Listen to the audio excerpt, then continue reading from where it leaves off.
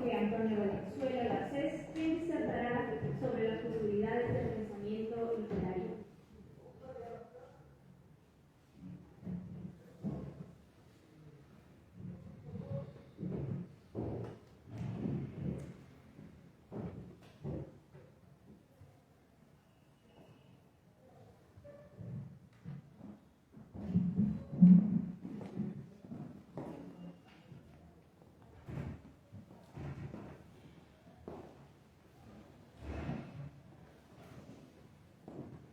Bien, buenos días a todos.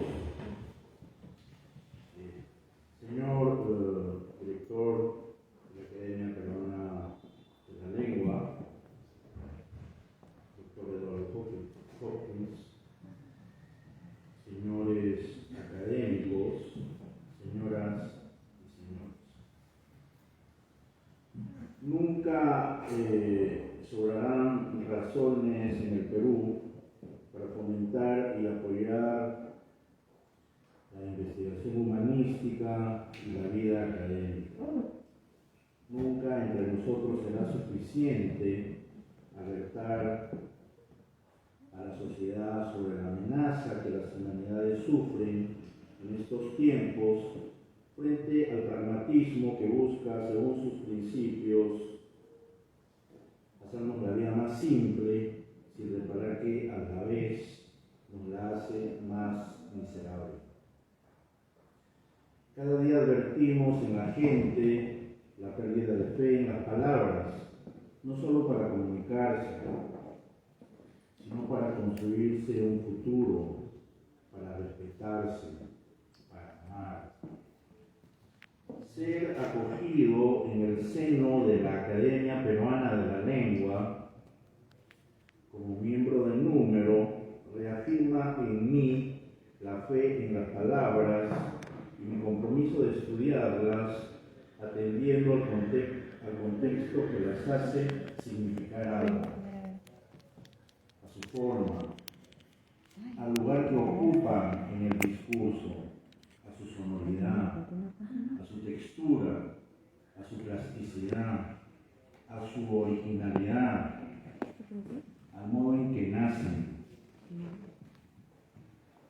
a su trayecto vital, a sus misteriosas formas de desaparecer, pero sobre todo me compromete a convencer a mis lectores y alumnos sobre el poder de las palabras, sobre el poder que las palabras tienen para comunicarnos honestamente, para establecer alianzas firmes, productivas y duraderas, para ser solidarios, en lo necesarias que son para confiar en el otro, para transmitir aliento, para crear belleza, en lo imprescindible que son para criticar lo que deba ser criticado. Mi discurso de incorporación se centrará en un recurso empleado en la narración de ficción, el pensamiento literario. Llevo al escritor español Javier Marías y sus interesantes reflexiones sobre esta forma de pensar por escrito, mucho de lo que se sostendrá aquí. Asimismo, a la estudiosa Sandra Navarro Gil, cuyos estudios sobre narrativa me han permitido establecer un diálogo productivo con otros textos de ficción sobre este tema. La presencia de pensamientos literarios contribuye a que en la narración de ficción se edifique un trasfondo sentimental, afectivo, así como ideológico. Es fascinante observar cómo a través de la narración de hechos y gracias a ellos se manifiesta en el relato un conjunto de ideas, comentarios y reflexiones como resultado de lo actuado, como efecto de lo percibido por el narrador o lo experimentado por los personajes. Reflexión y narración, el pensamiento literario. El empleo por los escritores de ciertos recursos técnicos para generar un determinado tipo de saber en los textos de ficción parte de la idea de que los textos de ficción, son operadores de la realidad que pueden deben, bajo sus procedimientos, proyectar imágenes confiables y comprensibles del mundo. La relación entre literatura y conocimiento es muy antigua. Proviene de las relaciones filosóficas en torno a la idea del arte como un medio que, gracias a sus complejas relaciones con la realidad y como un instrumental que le es propio, da a conocer una verdad. Estas consideraciones están ya en los clásicos, pero son los modernos, desde Kant hasta Cassirer, quienes más han contribuido al estudio sobre la relación entre el arte y el conocimiento. Fueron Kant y Hume quienes sostuvieron que la imaginación era esencial en el acto de conocer. Tenemos por lo demás casos en los que fueron los propios escritores quienes formularon proyectos en los que se le atribuía a la literatura la capacidad de generar un conocimiento útil y válido. Pensemos, por ejemplo, en Emile Zola y las relaciones que estableció entre literatura y ciencia experimental, o las propuestas de los psicólogos cognitivos que le asignan a nuestra mente una estructura narrativa a partir de la cual podemos organizar nuestra vida cotidiana y obtener un saber sobre ella. Partimos del supuesto de que la ficción constituye una vía importante en la construcción del conocimiento. Por ejemplo, Ambrosini y Pat Luckne, en su libro Ficciones Posibles, Saberes Filosóficos y Científicos a través de la literatura, proponen nuevas vías de entendimiento sobre el tipo de saber que generan las ficciones. O Mario Vargas Llosa, quien a través de su poética de la ficción y su tesis sobre la verdad de las mentiras, apunta a reconocer en la literatura la capacidad de generar verdades relevantes de manera indirecta.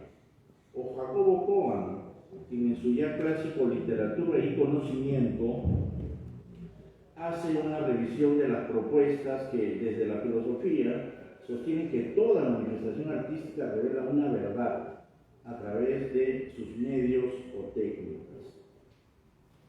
Pero, ¿qué tipo de conocimiento es el que puede producir el arte y cómo lo hace?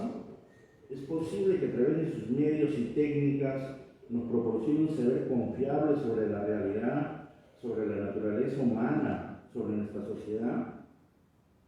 Es posible, como dice Kogan, que por el hecho de trabajar con pensamientos e ideas, ya sean ideas referidas a sucesos o vivencias psicológicas, a elementos de información o de reflexión, a un conocimiento real o a un saber supuesto, las ficciones puedan revelar una verdad más profunda o más sutil que las verdades que descubren los conocimientos objetivos, científicos y filosóficos. De otro lado, cada vez es más evidente que la narración de ficción, a través de sus formas canónicas como la novela y el cuento, prefiere discurrir por los vertiginosos caminos de la acción. Se acepta hoy más que nunca que la construcción de una novela o un cuento supone sobre todo el eficiente manejo de una trama narrativa en la que el orden de los acontecimientos y su efecto debe generar tensión e interés en el lector. Sin una trama capaz de envolverlo y de conducirlo delicada pero eficientemente hasta el desenlace, el escritor es susceptible de fracasar en la empresa de someter a su lector de modo que pueda realizar aquella inmersión imaginaria sin la cual la ficción no puede ejercer su poder. Se acepta también que el escritor debe otorgarle al perfil de un personaje características singulares y formas complejas de sentir y de percibir el mundo si quiere que sea memorable para el lector. De allí que sea importante describirlo con cierto detalle, saber cómo es y lo que quiere o busca, insertándolo desde el inicio en una situación problemática cuya resolución lo dignifique o lo muestre en toda su miseria, pero que ante todo quede impregnado su recuerdo en nuestra memoria. Ese personaje, para ser atractivo al lector, debe luchar por lo que quiere y si fracasa, su fracaso debe ser digno y enaltecer al género humano. Por lo demás, ese conflicto y la lucha del personaje frente a los obstáculos que debe enfrentar debe conmocionar al lector. Hasta el espacio en el que transcurren los acontecimientos debe ser de especial interés para él, motivado por la idea de que el espacio puede revelar aspectos de su personaje. El escritor suele situarlo en ámbitos sorprendentes o fantásticos, o convertir al espacio, si es cotidiano, en una trampa que se constituye en toda una amenaza para el protagonista. Menos atención, sin duda, tiene para muchos lectores y para escritores el pensamiento literario, manifestación del narrador o de los personajes que muestra en breves reflexiones en torno a lo adaptado en el relato el sustrato ideológico que sustenta la obra. En efecto, persuadido de que la trama, el conflicto y los personajes son esenciales en una narración, el lector se ve atraído por estos elementos y deja de lado ciertas manifestaciones textuales que contribuyen, como el pensamiento literario, a la construcción del horizonte ideológico y sentimental de la historia. Noción de pensamiento literario. Platón sostenía que pensar era el diálogo del alma consigo misma. Esta manera de definir la actividad de pensar es solidaria con lo que Ferrater define en su diccionario de filosofía como reflexión, en tanto es, cito, un acto de conciencia, un acto que es un conocimiento que tiene el sujeto de sus propios actos, un acto en los que el sujeto no solo ve, sino que siente que ve, se da cuenta que ve, es decir, repara sobre su acción de ver. De este modo, en el acto de reflexionar, accedemos a un conocimiento que es producto de la interacción de la conciencia con el objeto, pero sobre todo de su análisis.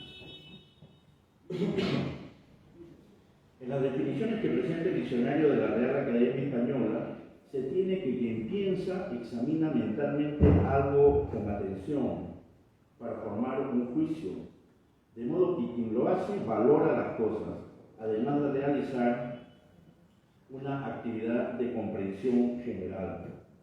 Según esta definición, al pensar realizamos una serie de actividades que comprometen nuestra mente y su instrumental cognitivo. Pensamos y al hacerlo realizamos una serie de operaciones relacionadas con la administración de la información que recibimos, es decir, realizamos operaciones de comprensión e inteligibilidad del mundo, de sus seres y de los objetos que lo pueblan, en tanto tenemos conciencia de ellos.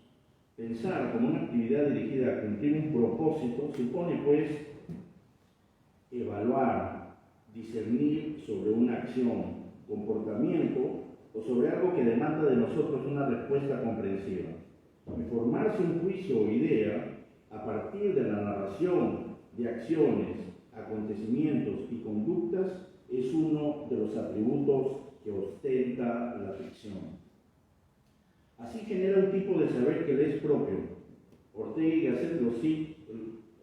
Gasset lo cita Ferrater, defendía la idea de que el pensar procura alcanzar un saber, pero no un mero saber intelectual, sino un saber a qué atenerse. Asimismo, el concepto de pensamiento, siguiendo también a Ferrater, refiere, cito, lo que se tiene en mente cuando se reflexiona con el propósito de conocer algo, entender algo y tomar una decisión. ¿Cómo no reconocer esta necesidad de entendimiento como propia de la ficción, en la medida en que toda ficción se propone como un modelo alternativo a la realidad, más accesible, más ordenado? Javier Marías, cuya narrativa de ficción está nutrida de pensamientos, reflexiones, acotaciones, notas y digresiones, sostenía que cuando hablamos de pensamiento literario, hablamos de una de las formas de pensamiento más iluminadoras, libres e imprescindibles desde que los hombres empezaron a pensar por escrito. En efecto, es iluminadora porque permite la inteligibilidad del tejido contradictorio de los sentimientos que nutren un relato. Es libre porque se genera al margen de presupuestos o sistemas a los cuales someterse. Y es imprescindible porque contribuye en el ámbito de la ficción literaria al análisis de la conducta humana desde posiciones que la alejan del conocimiento sistemático y orgánico de la ciencia o de la filosofía. El pensamiento literario siempre contiene una valoración de aquello que lo ha generado. En este sentido es afirmativo en tanto sostiene el mundo del que ha surgido, abriéndose paso a medida que se van desarrollando los acontecimientos a partir de los cuales el texto postula una interpretación de la realidad. Javier Marías diferenciaba este pensamiento literario del científico y filosófico por dos privilegios que solo son suyos. No está sujeto a argumento ni demostración, no depende de un hilo conductor razonado, ni necesita mostrar cada uno de sus pasos. Por consiguiente, le está permitido la contradicción. Es cierto, el pensamiento o la reflexión que surge de la acción narrativa no busca defender una posición o ganar la adhesión del lector porque no defiende una tesis. No podría hacerlo en el sentido en que lo hacen los textos argumentativos. Hacerlo sería convertir a una ficción en un manual de filosofía y a sus personajes en predicadores ideológicos. El pensamiento literario surge de los hechos narrados, surge de forma espontánea y de diversos modos.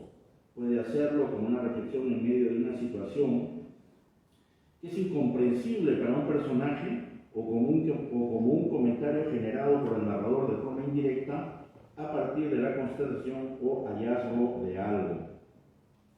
Aparece, y con frecuencia, como una necesidad expresiva cuando una conducta es inescrutable, cuando la crisis se ha instalado en el relato y ha echado una sombra sobre el mundo representado, sombra que impide a los personajes ver con claridad cómo los hechos los van afectando. Por ello, en su instantaneidad, no depende de un razonamiento estructurado, en tanto no se debe a un sistema filosófico o un esquema de razonamiento previamente establecidos, como sostenía Marías, sino a ese universo de acciones con su propia lógica, que es toda narración. Y en tanto no es sistemático, el pensamiento literario puede portar una contradicción, negarse a sí mismo, advertir el carácter absurdo de ese mundo del cual surge, en un intento por aclarar lo que sucede y que busca traducir con otras palabras. Marías, de otro lado, incide en la condición sine qua non para que este tipo de pensamientos puedan manifestarse en un texto literario. Cito: necesitan, sostiene, de toda una arquitectura compleja que los albergue y en la que agazaparse no es lo menos. Fíjese. Como dijimos, el pensamiento literario puede manifestarse de diversas maneras en una novela o cuento, pero siempre es el producto de la dinámica interna de los acontecimientos o de las relaciones conflictivas que los personajes establecen con el mundo o entre sí. Son estos acontecimientos y estas relaciones los que permiten a los personajes de experimentar sentimientos y emociones y reflexionar sobre ellos. Es inevitable que sobre los acontecimientos se vaya generando, a medida que el relato progresa, una red de pareceres, juicios y opiniones, ya sea a través del propio narrador o de los personajes cuando son narradores. Y que cuando pasan a formar parte del relato le otorguen a este espesor, una ideología sentimental, un horizonte ideológico. Pariente lejano de la digresión, en tanto esta se tiene, según el diccionario de la Real Academia de la Lengua Española, como la, cito, ruptura del hilo del discurso con algo vagamente relacionado, fin de cita. El pensamiento literario contribuye a recuperar el sentido general de la narración y a facilitar la comprensión de lo sucedido.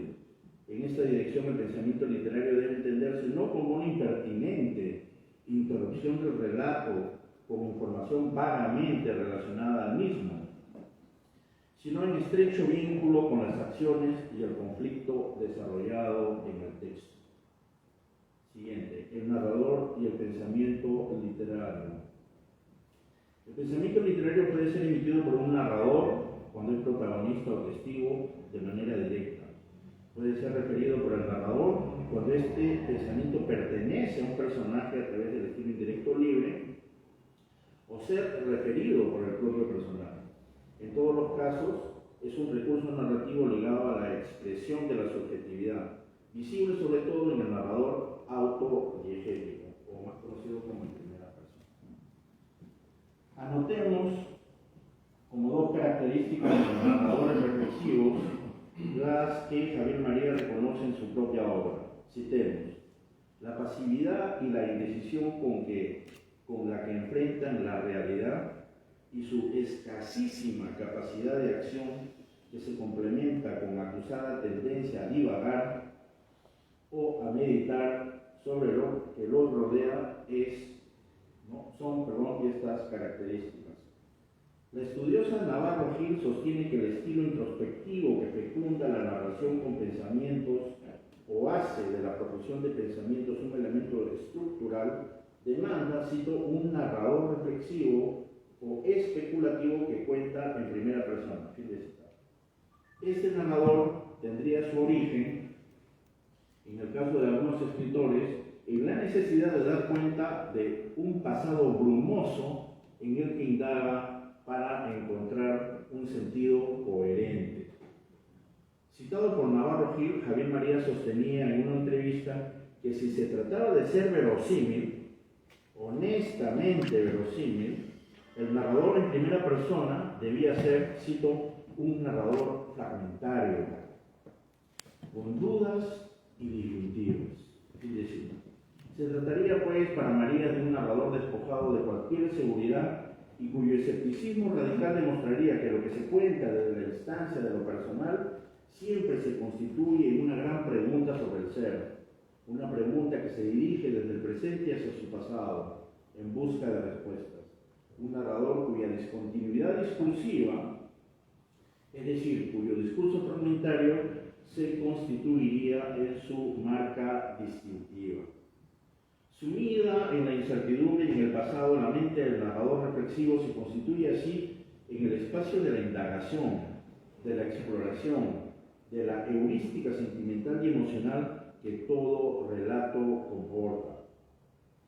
Pero no solo ello, la manifestación de pensamientos o reflexiones literarias sería una respuesta a las interrogantes o dudas que la realidad ficcional le presenta al narrador o a los personajes cuando se confrontan con la dinámica de los acontecimientos.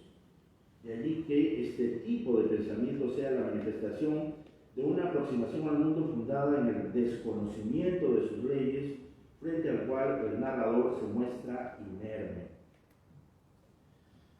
La estudiosa Navarro Gil también anota que la presencia de pensamientos literarios ayuda a que el narrador, cito, sea verosímil en tanto apunta al carácter fragmentario de su discurso. Fin de cita. Fragmentariedad producida por la necesidad de comprender una realidad oscura, porque ésta no es percibida como una unidad. De otro lado, para ella el pensamiento literario, cito, constituye una marca del narrador que pone por delante el mecanismo imperfecto de la memoria. Fin de cita.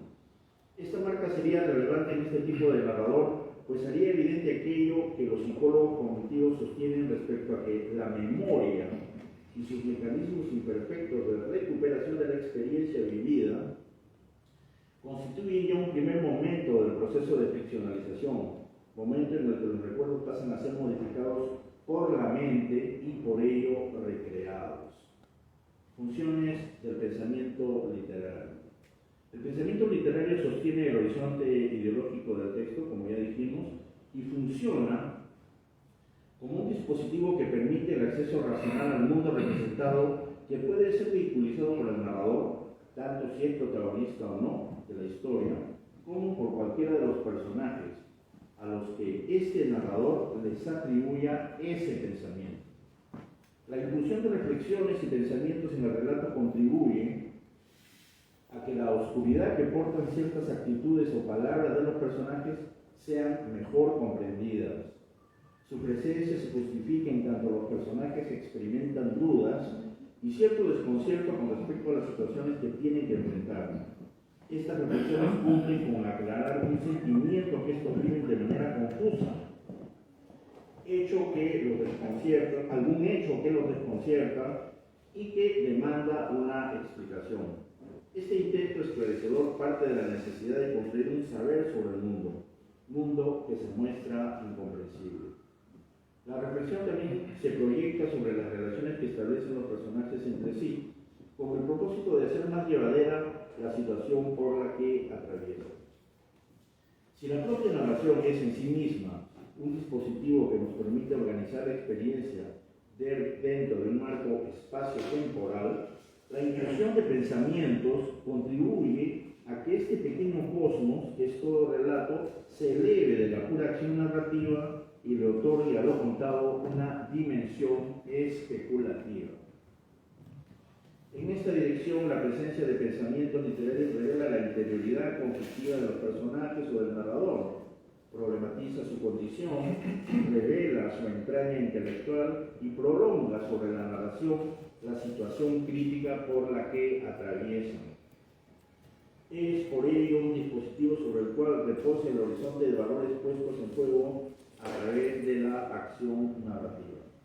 Es cierto que el pensamiento literario puede atentar contra el argumento, sobre todo si el narrador incurre permanentemente en reflexiones, anotaciones, pero estas divagaciones o juicios valorativos siempre se tendrán como la consecuencia de la necesidad de comprender. Formas de pensamiento literario, ejemplos. Son diversas las formas en que puede aparecer un pensamiento literario en el relato, pero lo usual es que se manifieste después de sucedido un hecho o acontecimiento conflictivo o luego de una situación que desborda en un primer nivel la comprensión de lo ocurrido. Asimismo, aparece cuando el narrador considera que el lector debe atender a la manera en que los personajes traducen lo que sienten y lo que les sucede bajo estímulos de diferente naturaleza. Veamos a continuación algunos casos extraídos de cuentos y novelas de autores contemporáneos. El pensamiento literario puede manifestarse como la reflexión que se genera a partir de la sensación que un personaje experimenta bajo el influjo del entorno. Citamos el cuento El falso autostop de Milán Kundera. Empiezo la cita. Dejó a su lado la estación de servicio que estaba al borde de la carretera, completamente solitaria, en medio del campo. A unos 100 metros de allí, en la misma dirección en la que iban, empezaba el bosque. Se dirigió hacia él, se escondió tras un arbusto y disfrutó durante todo ese tiempo de una sensación de satisfacción. Y aquí viene el pensamiento, ¿no? Y, entre paréntesis. Es que hasta la alegría que produce la presencia de quien se ama se siente mejor a solas. Si su presencia fuera continua, solo estaría presente en su constante transcurrir. Detenerla solo es posible en los ratos de soledad. Fíjese. El pensamiento literario, asimismo, puede ser metafórico, como en el siguiente ejemplo de la novela Volverás a región de Juan Benet. Cito: la memoria es un dedo tembloroso. Otra de las formas de aparición del pensamiento narrativo se da como una pausa en el desarrollo de la acción. Se constituye como una reflexión del narrador sobre una situación que compromete sus principios y que demanda de él una respuesta. La cita proviene del Bartleby de Herman Melville. El contexto es el siguiente. El narrador ha recibido la negativa de Bartleby a hacer lo que le manda y en estas circunstancias reflexiona. Cito: no es raro que el hombre a quien contradicen de una manera insólita e irrazonable bruscamente descrea de sus convicciones más simples. Empieza a vislumbrar vagamente que, por extraordinario que parezca, toda la justicia y toda la razón están del otro lado. Si hay testigos imparciales, se vuelve a ellos para que de algún modo lo refuercen. Fin de cita. También puede aparecer como la reflexión de un personaje producto de una situación que ha generado en él cierto estrés o ansiedad, frente a la cual la reflexión literaria se proyecta como un ejercicio de entendimiento. Citamos nuevamente del cuento El falso autostop de Milán Kundera. Empieza la cita. La chica afirmó que la miserable no era ella, sino precisamente él. ¿Quién sabe cuántas chicas le hacen autostop en la carretera cuando conduce solo? El joven cogió a la chica del hombro y le dio un suave beso en la frente. Sabía que ella lo quería y que tenía celos de él. Y aquí viene el pensamiento, ¿no? Claro, que ser celoso no es una cualidad muy agradable, pero si no se emplea en exceso, si va unida a la humildad, presenta además de su natural incomodidad cierto aspecto enternecedor. Al menos eso era lo que el joven creía. Fin de cita. Otro de los casos se da cuando el narrador se asegura de atribuir un conocimiento del mundo a sus personajes y a través de esta atribución convertirlos en sujetos altamente reflexivos y conscientes de su propia condición. Citamos el mismo cuento. Con frecuencia deseaba poder sentirse libre dentro de su cuerpo, despreocupada y sin angustias, como lo hacía la mayoría de las mujeres a su alrededor. Hasta había llegado a inventarse un sistema especial de convencimiento pedagógico. Y aquí viene el pensamiento. Se decía que cada persona recibía al nacer uno de los millones de cuerpos que estaban preparados, como si le adjudicasen una de las millones de habitaciones de un inmenso hotel. Y aquel cuerpo era, por tanto, casual e impersonal, que era una cosa prestada y hecha en serio. Lo repetía una y otra vez, en distintas versiones, pero nunca era capaz de sentir de ese modo. Fin de cita. Asimismo, el pensamiento literario suele manifestarse como un saber sobre el mundo que le permite al personaje comprender un comportamiento o una acción. Citamos del mismo cuento. Hacía ya un año que la conocía y la chica aún era capaz de avergonzarse delante de él y a él le encantaban esos instantes en los que ella sentía vergüenza. En primer lugar, porque la diferenciaban de las mujeres con las que él se había relacionado antes de conocerla. En segundo lugar, y aquí viene el pensamiento, porque sabía que en este mundo todo es pasajero. Y eso hacía que hasta la vergüenza de su chica fuera algo preciado para él. Fin de cita. El pensamiento literario asimismo se manifiesta como el resultado de la respuesta del narrador testigo frente a un estímulo generado por una conducta que, por incomprensible, puede llevarlo a la pérdida de control. Citemos el Bartleby. Nada exaspera más a una persona seria que una resistencia pasiva. Si el individuo resistido no es inhumano y el individuo resistente es inofensivo en su pasividad, el primero, en sus mejores momentos, caritativamente procurará que su imaginación interprete lo que su entendimiento no puede resolver. El pensamiento literario tiene un carácter asertivo, generado a partir de una comprobación en los hechos de aquello que se concluye, como en el siguiente enunciado citado por Javier Marías de la novela Volverás a región de Juan Benedo. Abro cita. El tiempo solo asoma en la desdicha y así la memoria solo es el registro del dolor. El pensamiento literario configura al narrador como un comentarista de lo acontecido en el relato cuando éste se atribuye un saber sobre el comportamiento o los sentimientos humanos.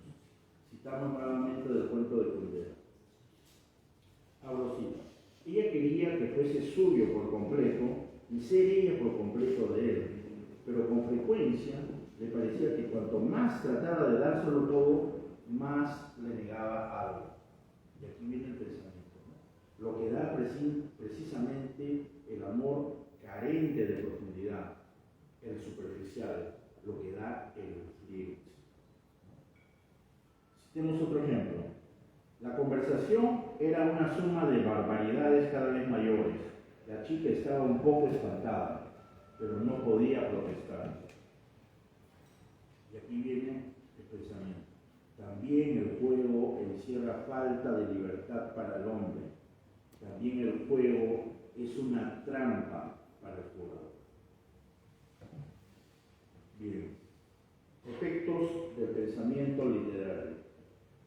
secuencia de pensamientos literarios intercalados a lo largo del relato no solo permite que el lector implícito acompañe al narrador y a los personajes en sus reflexiones sobre el actuado, también produce, cito a Navarro Gil, la falsa impresión de que el texto va creándose a merced de las incertidumbres cognitivas del narrador y de los personajes, que convierten sus discursos en una continua búsqueda de significados.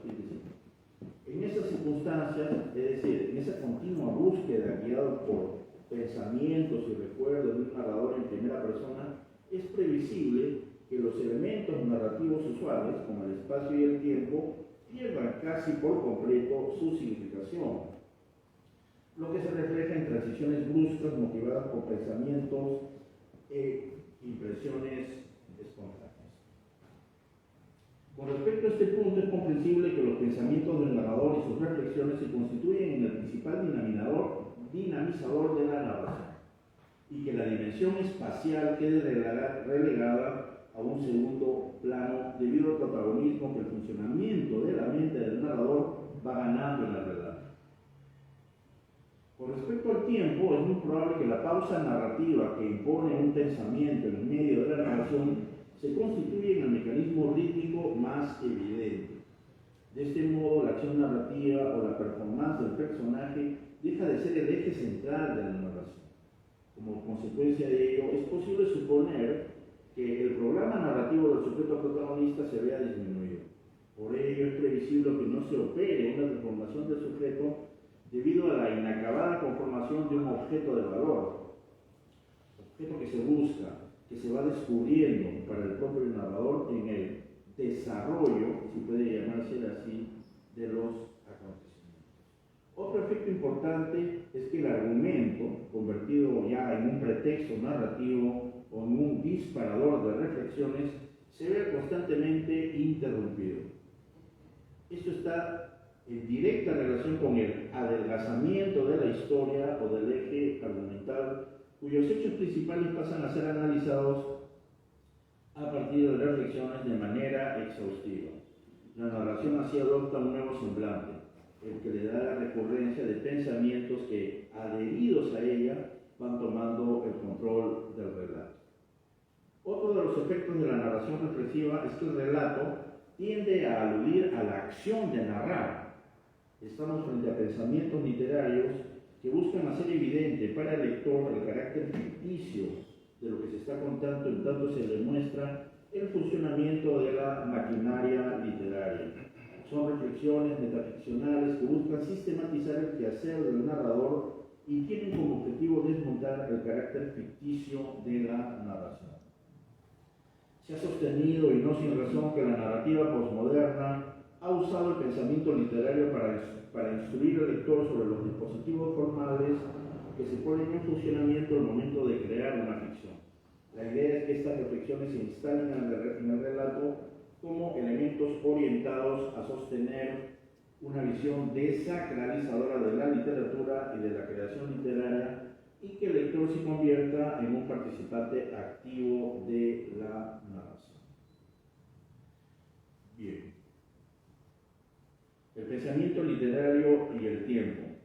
En tanto la representación de los pensamientos y reflexiones del narrador o de los personajes se constituye en muchos casos en el componente central del relato, es previsible que estos pensamientos o reflexiones afecten, como sostiene Navarro Gil, la linealidad cronológica de los acontecimientos, y que el relato tome ese carácter recurrente y circular que le dan aquellas permanentes reflexiones en torno a sucesos del pasado que tienen una importancia en el presente.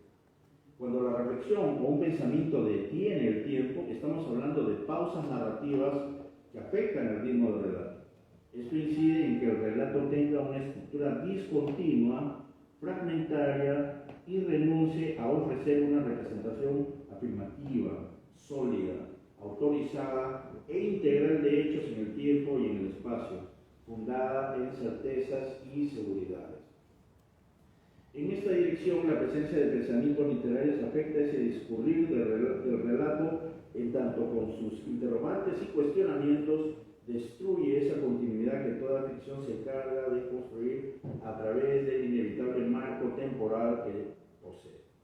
Es además a través de la ampliación y alargamiento del tiempo del relato que la pausa y la morosidad pueden convertirse en características del mundo ficcional.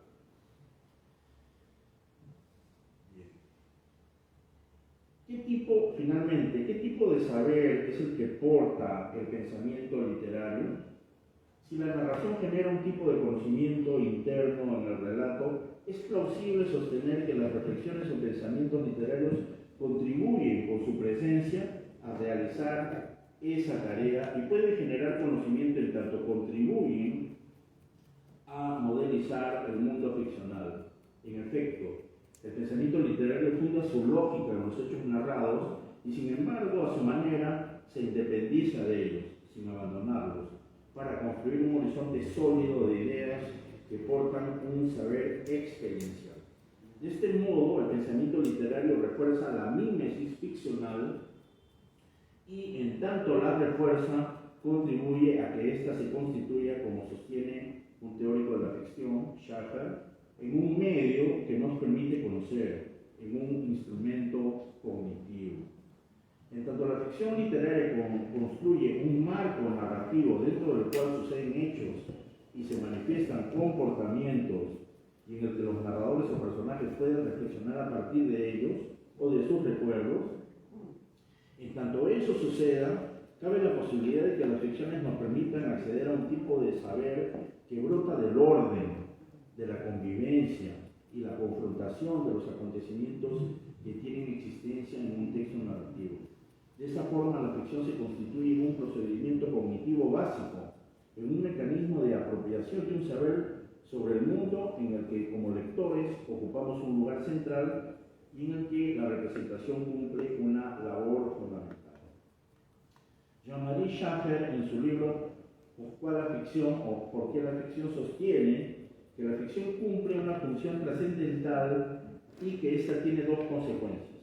La primera es que la ficción nos permite transitar desde lo que entendemos y practicamos como realidad hacia un espacio imaginario y que ya en él, como lectores, podemos experimentar la realidad ficcional a partir de nuestro saber afectivo sobre ese mundo real del cual provenimos.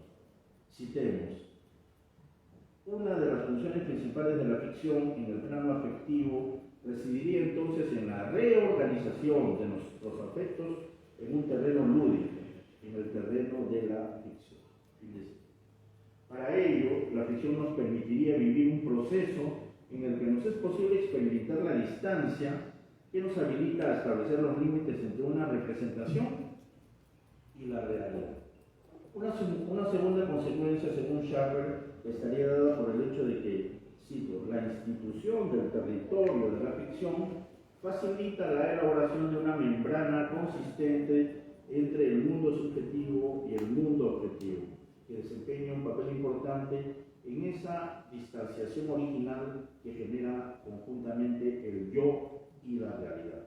Es decir, por esa conciencia que la ficción nos permite desarrollar con respecto a la distancia entre representación y realidad, la ficción posibilita y refuerza el desarrollo de un conocimiento del mundo que vamos construyendo desde temprana edad. De aquí que sea posible construir que la ficción narrativa es un operador del mundo, en tanto instrumento dotado de una serie de dispositivos técnicos, entre ellos el pensamiento literario y sus dinámicas de apropiación, a través de la cual nos constituimos racional y afectivamente como sujetos.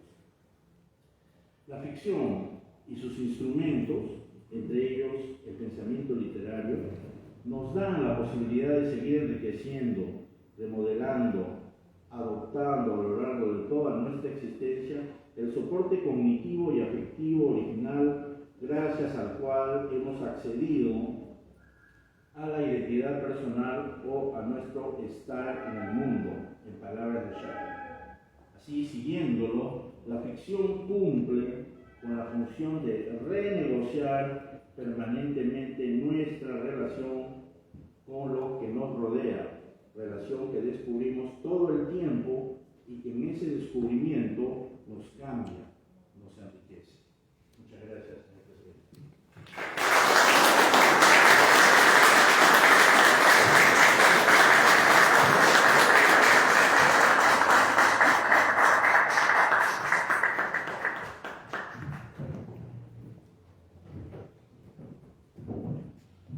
Muchas gracias, don Jorge Valenzuela Garcés. Les pedimos por favor a los asistentes que pongan en silencio sus teléfonos o apagarlos para hacer una auditoría a continuación. Seguidamente daré lectura a la resolución número 006-APL-22 de incorporación de don Jorge Antonio Valenzuela Garcés como académico de NUC. Resolución número 006-APL-22, Lima, 3 de diciembre de 2022. Vista la carta de los académicos Ricardo González Vigil, Osvaldo Olín Gallo y Camilo Fernández Cosman, miembros de la Academia Peruana de la Lengua, quienes proponen la candidatura de don Jorge Antonio Valenzuela Garcés como miembro del NUC. Considerando que don Jorge Antonio Valenzuela Garcés es doctor en literatura hispanoamericana por la Universidad Complutense de Madrid, que es un destacado narrador en la denominada generación del 80, investigador y docente principal de la Universidad Nacional de Guatemala. Ha obtenido reconocimientos literarios en el premio Copé de Cuento y en el concurso José María Rey. Y entre sus numerosas publicaciones podemos resaltar Horas Contadas, 1988, La Soledad de los Magos, 1994, La Sombra Interior, en 2006, Juegos Secretos, 2011, Infiernos Mínimos, 2014 y Ficciones Continuas en 2021, que por sus relevantes méritos académicos y en reconocimiento de su fructífera labor, consideramos un deber institucional honrar a don Jorge Antonio Valenzuela Garcés como miembro del número de la Academia Peruana de la Lengua. Con la aprobación de la Asamblea General en su sesión ordinaria de fecha 17 de diciembre de 2022 y en uso de las atribuciones que en el Estatuto de la Academia Peruana de la Lengua le confiere al presidente, se resuelve incorporar a don Jorge Antonio Valenzuela Garcés como miembro del número de la Academia Peruana de la Lengua en mérito a su destacada labor en el campo de la literatura. Regístrese, comuníquese y archívese. Eduardo Hopkins, presidente de la Academia Peruana de la Lengua. Por los aplausos.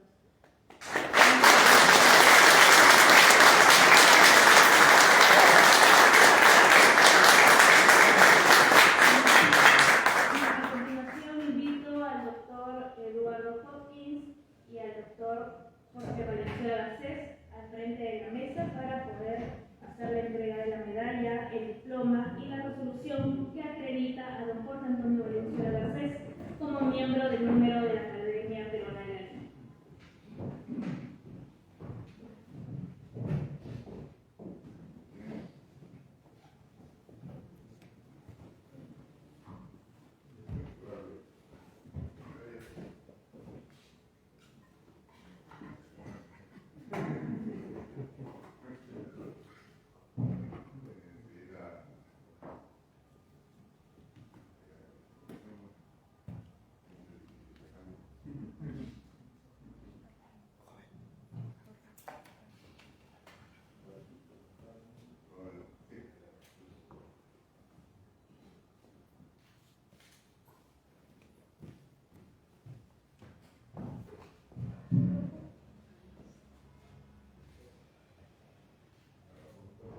Por favor, todos de pie y aplausos para la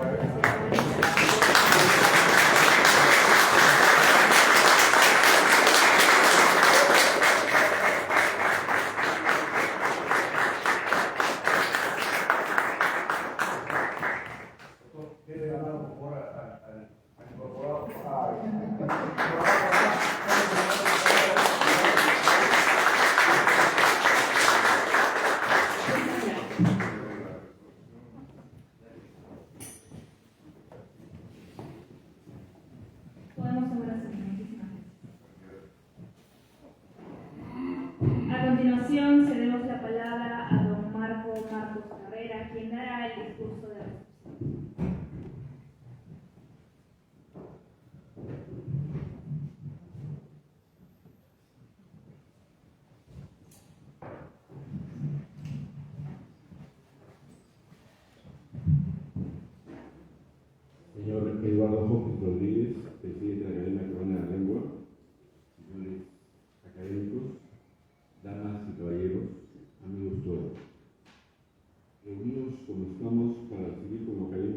Jorge Valenzuela Garcés, que corresponde dar la palabra de bienvenida a nuestra institución, y lo hago con alegría. Nuestro flamante colega ha hecho sus estudios en la Universidad Nacional Mayor de San Marcos de Lima y se ha doctorado en la Universidad Complutense de Madrid. Actualmente es profesor de literatura en San Marcos. Ha publicado variados estudios sobre temas de investigación literaria, tanto como libros como artículos científicos, pero sobre todo es un autor reconocido de ficciones literarias que le están dando un lugar preponderante en la creación en prosa en el Perú y lo han vuelto un autor que con cada nuevo libro despierta el interés de los lectores.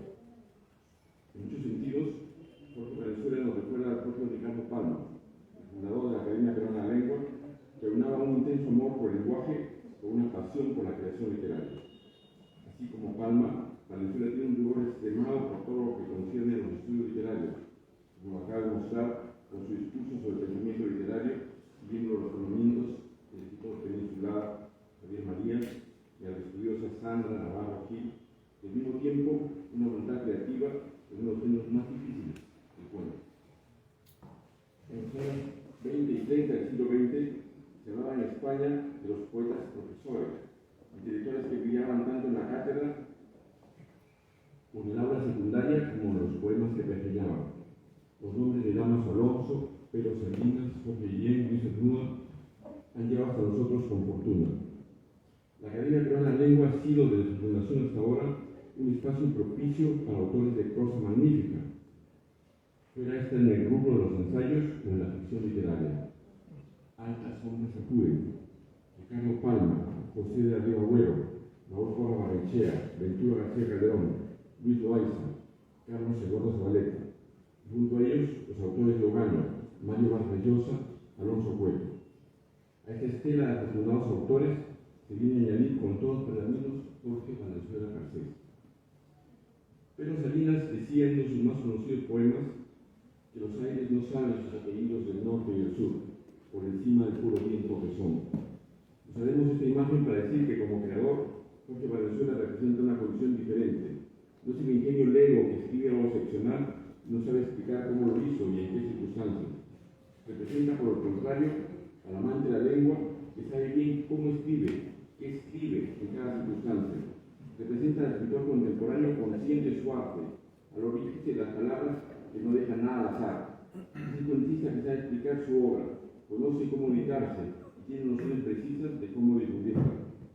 Ese conocimiento no viene de una ciencia infusa, ni es producto de la casualidad, tiene que ver con el rigor académico, con esa sensación de libertad y obligación que están vivas en las aulas y en los patios y jardines, en las bibliotecas y cafés de la universidad. Un escritor que domina sus instrumentos vocales y sabe usarlos a voluntad. He conocido a Jorge Valenzuela desde los años de alumno en la Universidad Nacional Mayor de San Marcos y pude darme cuenta de su interés profundo por la literatura, en especial por la narrativa. Por terceras personas me enteré de sus andanzas en la Universidad Complutense de Madrid y supe de su voluntad de regresar al Perú.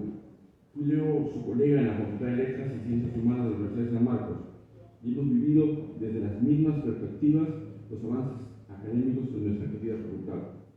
Particularmente quiero resaltar su participación en los últimos años en la maestría de escritura creativa, que es la más exitosa en los últimos tiempos en toda la Facultad de Letras. Algunos académicos creían de buena fe que la universidad no es un lugar propicio para formar escritores, pero tuvieron que retroceder ante la cantidad de argumentos. Se enteraron, por ejemplo, que desde hace décadas la Universidad de Columbia forma escritores en maestrías y doctorados, y autores como Arthur Miller o Alonso Alegría se han graduado en esa universidad. Los principales, los estudiantes de San Marcos se gradúan con una tesis que versa sobre su propia obra literaria. Así es como veíamos y seguimos viendo a Jorge Valenzuela lleno de entusiasmo en las clases de narrativa, corrigiendo textos, sugiriendo cambios de algunos párrafos, pidiendo finales sorpresivos o acabos serenos en cuentos y novelas cortas. Lo observamos también lleno de seriedad participar en la sesión de graduación de los estudiantes, y después, feliz como un niño, haciendo comentarios precisos sobre la exactitud de algunos relatos. Jorge Valenzuela es un escritor solitario como tantos, enfrentado día a día con la página en blanco, pero es también un individuo social en todos sus poros, alguien que necesita verter a los otros sus conocimientos y experiencias. Y eso ha sido para él la Universidad hasta el día de hoy.